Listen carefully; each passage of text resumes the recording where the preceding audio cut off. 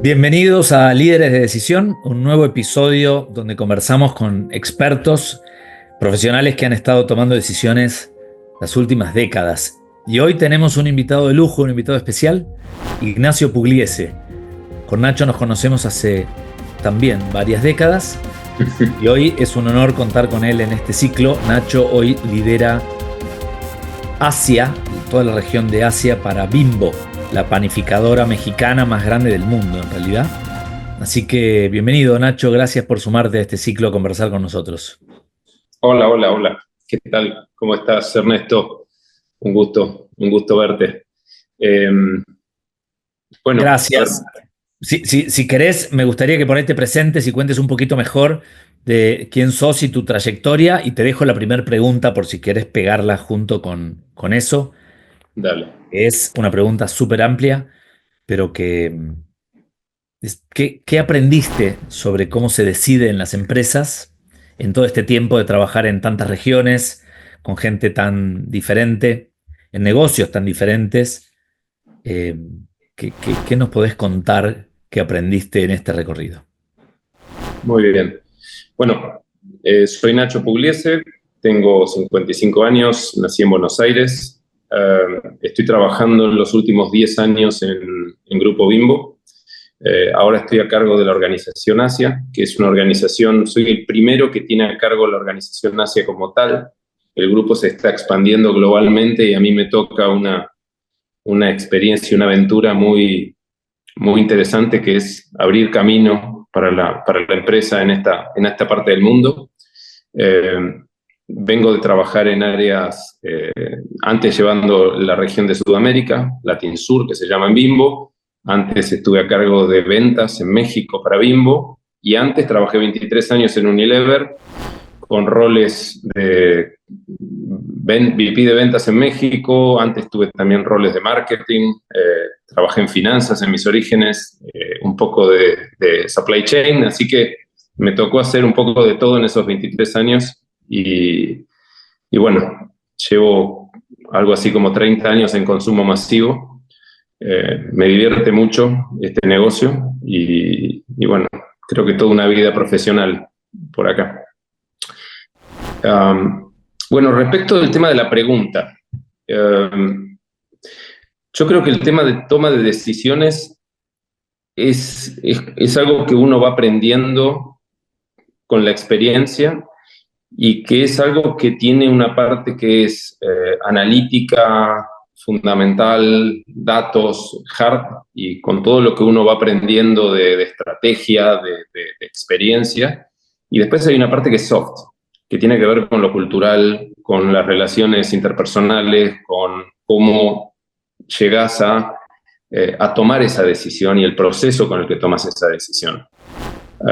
Entonces, me parece que uno cuando va tomando decisiones y uno va teniendo experiencias a lo largo de su carrera, creo que tiene que amalgamar las dos cosas. Uno tiene toda una parte de la biblioteca, de la técnica, de los datos duros, y después hay una parte que tiene que ver con el contexto, la cultura, el equipo, cómo te nutrís de un equipo para tomar buenas decisiones. Porque en definitiva, en la medida que vas creciendo en una estructura jerárquica, en una empresa, se supone que uno va tomando decisiones con mayor eh, profundidad y con mayor impacto de mediano a largo plazo. Entonces, las decisiones que uno va tomando cuando pasan a ser tácticas a más de mediano a largo plazo o estratégicas, uno decide mucho de la suerte de la organización o del negocio que uno lleva a cargo.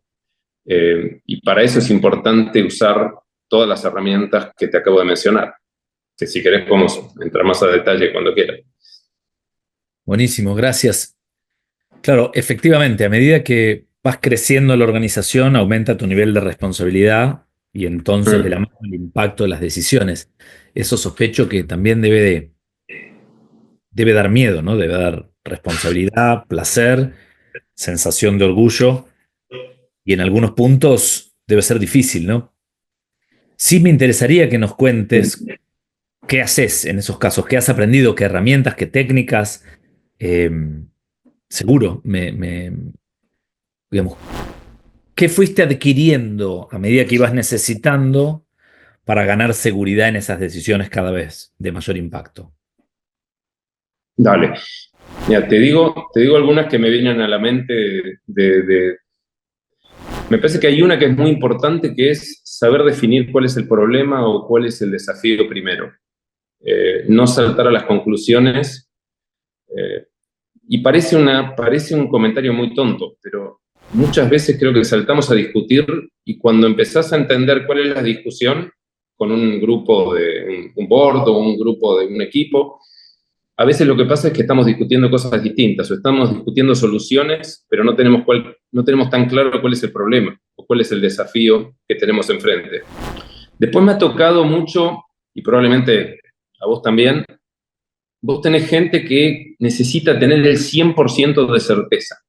Y eso para mí es un problema en las empresas. ¿Por qué? Porque tener 100% de la certeza de todo y todos los elementos y todos los datos para poder tomar una decisión perfecta es enemigo de la mejor solución. También hay otro tema, un tercer punto que creo que vale la pena es cuando vos ves los testeos de todos nosotros y ves un Myers-Briggs o ves un cualquier testeo, somos muy distintos. Y eso pasa también en la política, pasa en la vida.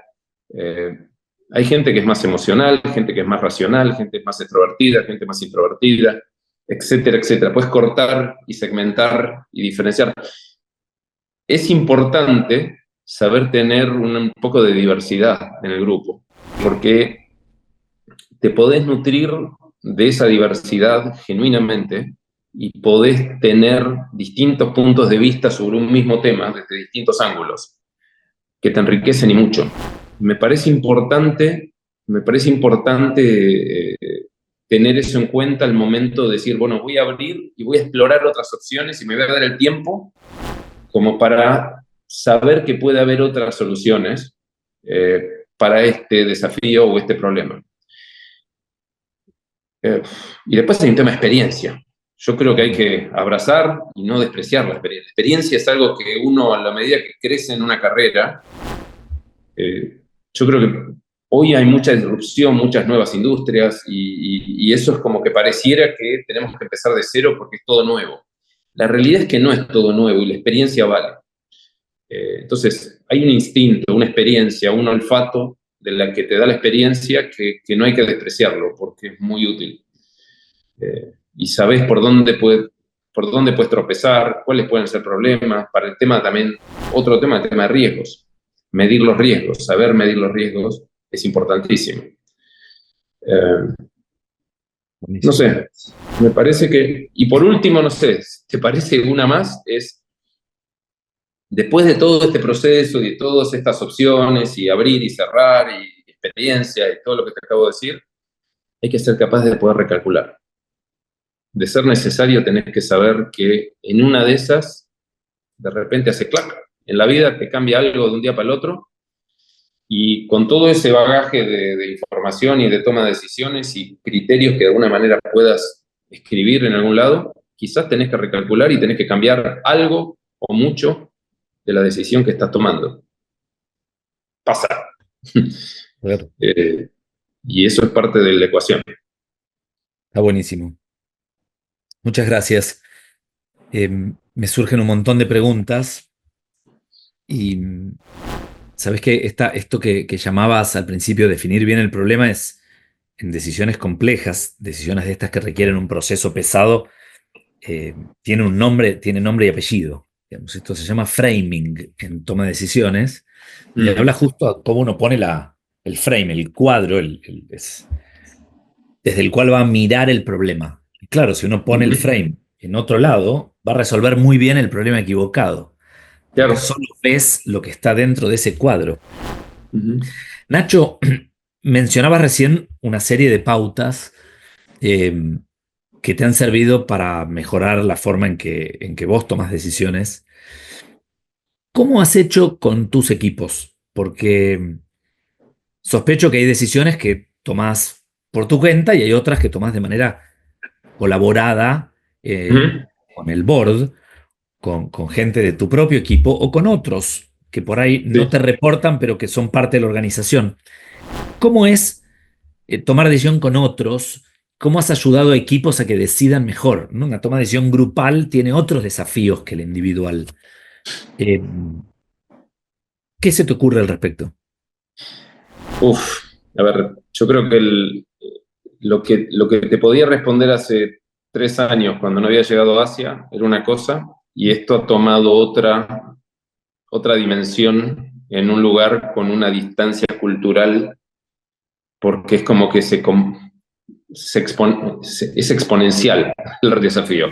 Porque una cosa es, yo lo primero que te diría antes de ponerte el efecto Asia, es, a mí durante toda tu vida profesional empezás primero teniendo 1 o 2 reportes, después empezás a tener más gente, después empezás a tener en ventas, posiciones de ventas o de gerencia general, tenés cientos y miles de personas a cargo. En negocios que son intensivos de distribución, de producción, muchas plantas, muchas rutas de distribución, es como que es un tema súper relevante, porque llega un momento en que vos sos vos y te va muy bien en tu carrera, porque haces bien las cosas, tomás decisiones direccionalmente buenas, sabes organizarte con un equipo de 2, 3, 5, 10 personas, eh, y armás un team, y armás una dinámica, un proceso, ciertas místicas, ciertos procedimientos, entrenás a la gente, los alineás de alguna manera en criterios, ellos saben un poco cuáles son los criterios o las pautas a seguir para tomar decisiones y que haya cierta coherencia en cómo tomamos decisiones en el grupo. Hasta ahí está todo fantástico. Lo que pasa es que hay 2 variables que son fundamentales. Una es cuando llegás a un puesto de director o VP, esa ecuación no funciona más. Porque vos no haces mucho más sino a través de otros. Entonces, si eras vos muy bueno, asumiendo, sos muy bueno y llegaste hasta cierto lugar, eso que te hizo llegar hasta ese lugar no te va a ser exitoso como VP en una organización, porque llega un momento donde vos tendrías que trabajar 48 horas diarias. Claro. No te da la vida. Entonces vos tenés que trabajar y liderar a través de otros, ¿no? Tenés que cambiar y cambiar a otra y transformarte en otro tipo de líder que sea más inspiracional, más de formación de cuadros intermedios, más de liderazgo por influencia, que es todo un universo nuevo al que deberíamos prepararnos y que deberíamos tener buenos mentores en las etapas donde uno empieza a ser gerente o director, para prepararse para ese momento donde no siempre uno llega preparado. Y uno va armándose de cómo elegir gente, cómo preparar gente, cómo saber empoderar diferenciadamente a esa gente en la medida que está más o menos preparada para tomar decisiones con buen criterio. Y hay todo un proceso de 1 a 1, grupal, de feedback individual, de formación de criterios de toma de decisiones, que es fundamental cuando uno empieza a tener una pirámide grande de reportes a cargo. Y si además de eso le pones el factor cultural abismal que hay entre distintas regiones, es más complejo. Te lo digo de esa manera. Algo muy tonto. Asia es una cultura súper vertical, súper recontra vertical. O sea, el jefe da línea directa, no punteada, da órdenes, da instrucciones, y el que está abajo está acostumbrado a seguir instrucciones. En China, en India, donde trabajo habitualmente con equipos, lo que decidí desde el día 1 que estoy en Asia es, quiero formar equipos de alto nivel profesional en India con indios y con China con chinos. Es mucho más difícil de inicio, pero es mucho más potente. ¿Por qué? Porque yo tengo que poder navegar la cultura y saber hablarle al consumidor, a los clientes. Entonces, hay que saber recalcular y armar un modelo de liderazgo donde uno no puede ser tan nice y team player porque la gente está esperando que vos le bajes una instrucción. Entonces, lo vas armando, le das permiso para jugar, le das permiso para empoderarlos, y la gente se empieza a creer, y se empieza a crecer, y empieza a desarrollarse, en la medida en que vos les vas dando rienda, ¿no? Para que eso ocurra. Pero no es algo que va a ocurrir de primera, y eso es cultura. Gracias, suena espectacular, ¿no? Y lo que debes haber ido aprendiendo en los distintos países en los que estabas, y las distintas regiones que fuiste llevando.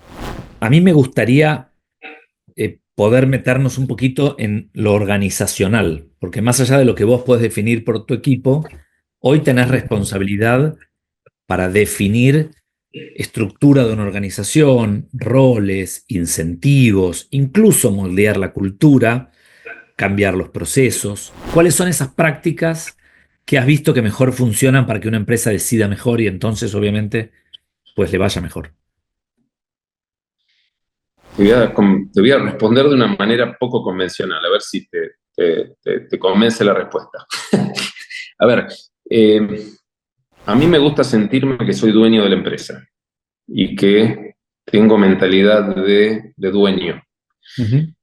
Y bueno, hay libros, hay bibliografía que habla digamos, cómo formar una cultura y cuál es un poco la identidad que le das a tus equipos. Porque, a ver, yo trabajo en una empresa que tiene una cultura, pero la realidad es que yo también le pongo una capa extra de cultura y le pongo un sello que es mío, y el que me suceda le pondrá su propio sello. Yo uso mucho el criterio de pensar que es nuestra empresa y que nuestra obsesión es ganar en el frente con el consumidor, porque estamos vendiendo consumo masivo, son productos de consumo, productos frescos, de consumo diario. Yo creo que en la medida en que vos podés levantar la mano y decir, minuto, a ver, nuestro foco está acá, ese es el norte, cualquier discusión que querramos tener va a tener esto en el centro de la mesa como foco de nuestra discusión. Es decir, ¿qué tanto vamos a dar más calidad? ¿Qué tanto vamos a dar más frescura? ¿Qué tanto vamos a dar sorprender al consumidor de la mejor manera?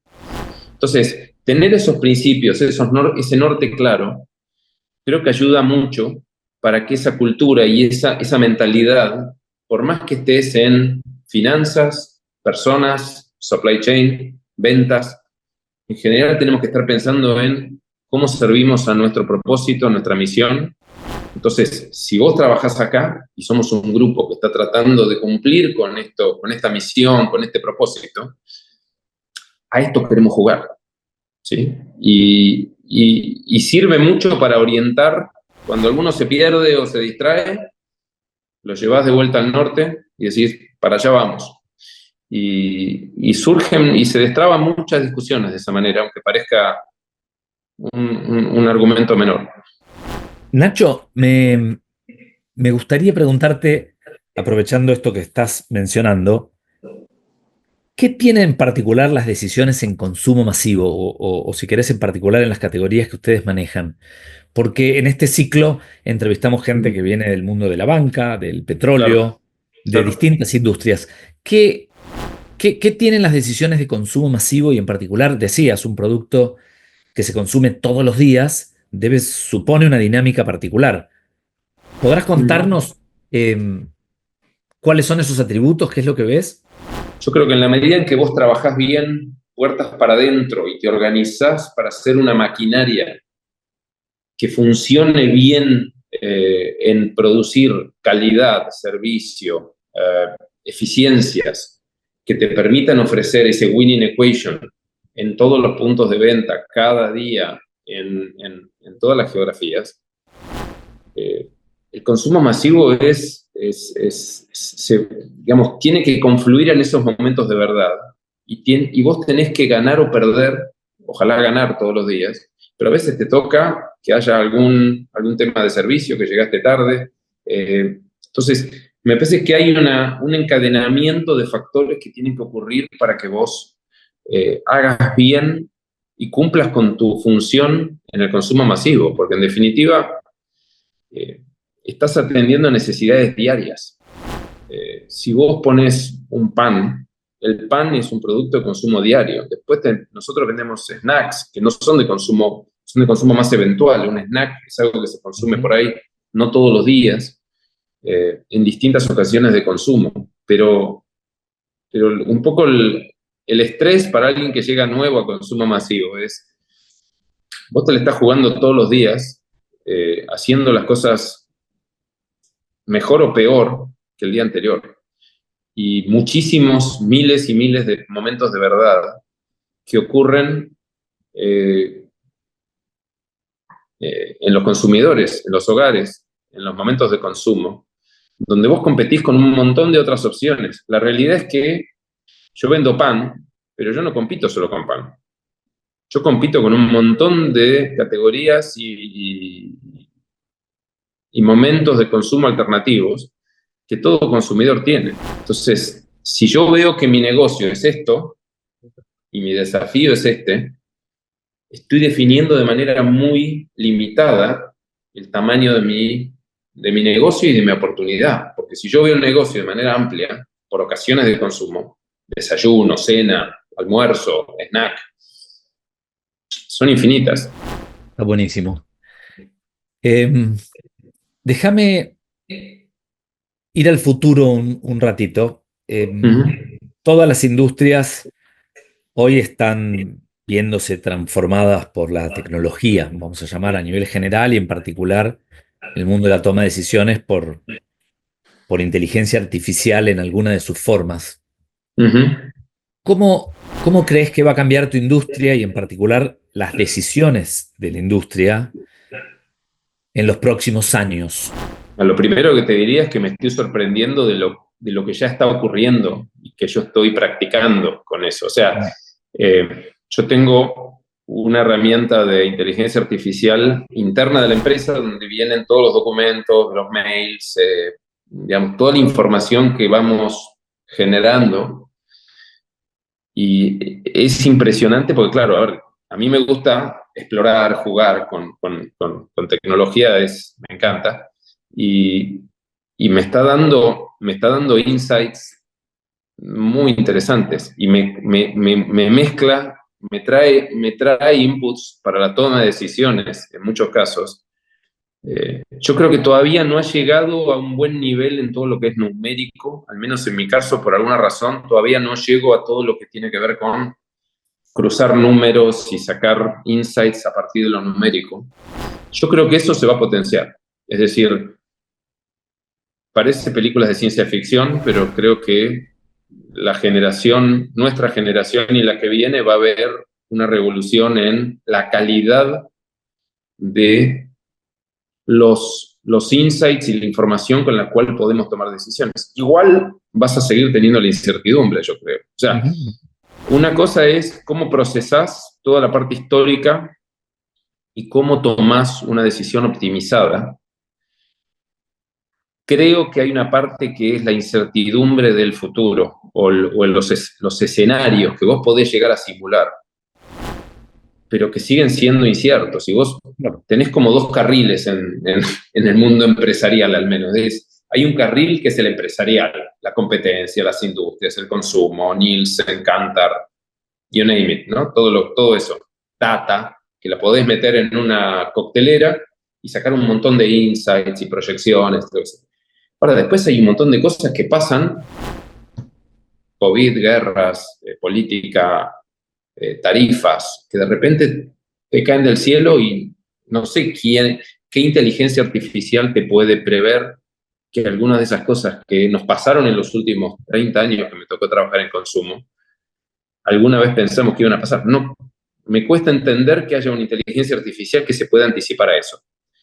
Pero para todo lo primero, es una excelente oportunidad de consolidar, robustecer, trabajar sobre escenarios, simulaciones, un montón de cosas que son súper interesantes y que probablemente nos van a dar muy buen resultado en mucho menos tiempo y quizás con menos esfuerzo y menos gente requerida. Porque vos, en definitiva, vas a poder tener una capacidad de cómputo y de pensamiento y de curva de aprendizaje sobre una industria, sobre una geografía, sobre toma de decisiones, que creo que va a ayudar, o está ayudando y mucho. Me encantaría conocer un poco más de tu historia.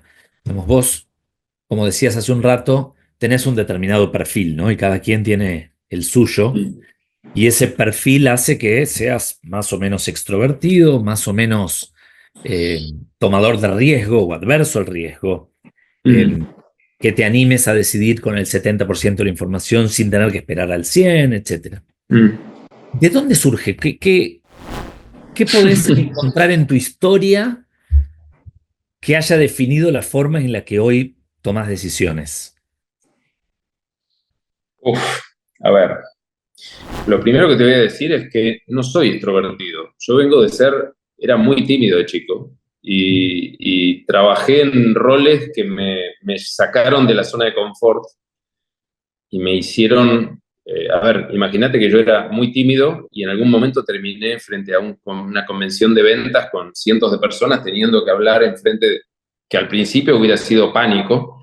Claro. Eh, con el tiempo lo fui aprendiendo y fui rompiendo mis limitaciones y creciendo, ¿no? Así que eso me hace sentir muy orgulloso porque creo que me fui reinventando y fui aprendiendo a evolucionar. Y eso es un poco, creo que es una obsesión en mi vida, de decir, quiero sentir el viento en la cara, quiero sentir que estoy evolucionando.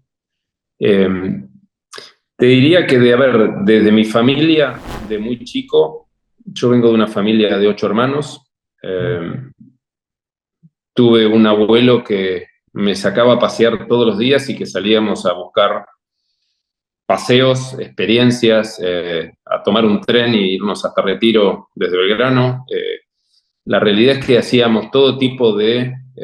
y fue alguien que me marcó mucho en el sentido de explorar, aprender, conocer. Soy alguien que me gusta escuchar podcast, escucho música, viajo desde siempre. Desde que pude juntar 4 pesos, viajo y aprendo.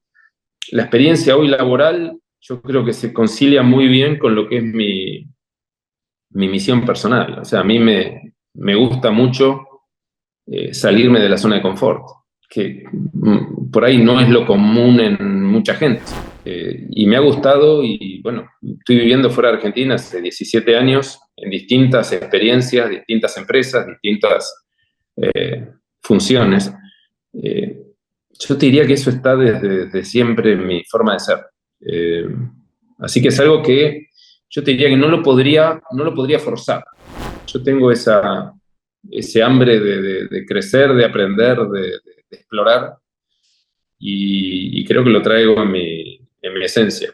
Así que no sé si lo tengo muy racionalizado a tu pregunta. Está buenísimo. No, no, pero tocaste un montón de puntos, algunos bien de la infancia más temprana y otros más vinculados con las barreras, digamos, que fuiste superando y tus propios aprendizajes, ¿no? O sea, no Ujú. algo que la personalidad venga determinada de chiquito, sino que también se va forjando. Está buenísimo. Nacho, la última pregunta. Estuvimos ya un buen rato conversando. Vos tenés más de 30 años de experiencia, has tomado decisiones de mil áreas funcionales, o no mil, pero muchas áreas funcionales en múltiples geografías. Si le tuvieras que dar consejo a alguien, a un joven que se va a enfrentar a un Mm. mundo de más datos, más procesamiento, más complejidad, más posibilidades, más incertidumbre, aunque haya más herramientas para poder pronosticar, ¿por dónde pasarían? ¿Qué consejo le darías a alguien que está empezando la vida laboral o que recién lo nombran gerente para que pueda hacerlo mejor? A ver, te lo digo así como cosas que se me van ocurriendo a tu pregunta, ¿no?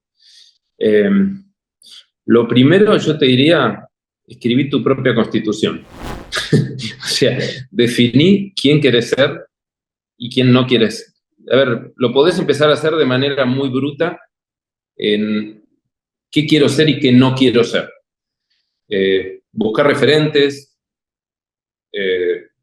mirá en gente que tiene más horas de vuelo que vos, y definí un poco qué tipo de persona y profesional querés ser y qué tipo de profesional y persona no querés ser. Y a ver, me parece que este es un documento que vos podés revisar una vez por mes, una vez por trimestre. No hace falta que uno se obsesione con tener un producto terminado el día 1, pero está bueno que a lo largo de los años, y eso me ha pasado a hablar con varios personas que le he dado mentoring, o digo, tratá de poner en blanco y negro en una hojita de papel o en el iPad en 2 columnas, que sí y que no. Eso para mí es algo que no me lo han dicho, pero para mí es algo intuitivamente, es algo importante para saber quién es uno y qué cosas le interesan y qué cosas no le interesan.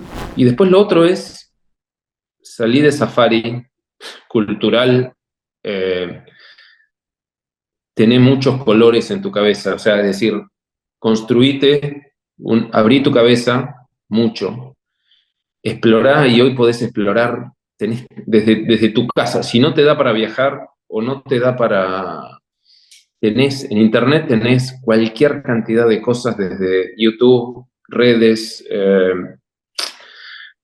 tenés cursos de todos los colores, gratis.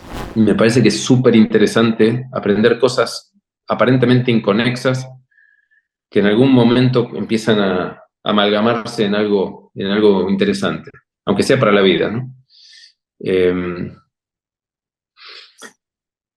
Y después yo creo que en la medida en que vos no encuentres ese sentido con ese primer papelito, si vos no encontrás ese sentido, seguí buscando. Porque en la medida que estés atado y esclavo de un sueldo y de algo que no te apasiona, no digo que siempre te va a apasionar todo y que tu jefe te va a quedar simpaticísimo siempre. Me parece que hay que tratar de buscar tu propio camino. Creo que siempre aparecen oportunidades dentro de una empresa. Uno puede ser siempre un emprendedor, o lo que le dicen ahora intrapreneur. Espectacular. Nacho, muchísimas gracias. La verdad, siempre es un placer hablar con vos y con esta profundidad poder entrar en todos los temas. Bueno, muchísimas gracias. Un fuerte abrazo. Un gusto verte, Ernesto, y hasta siempre. Gracias, Nacho. Los invito a quedarse conectados, a participar de las próximas entrevistas del ciclo Líderes de Decisión, que vamos a ir publicando con mucho placer. Gracias a todos y hasta la próxima.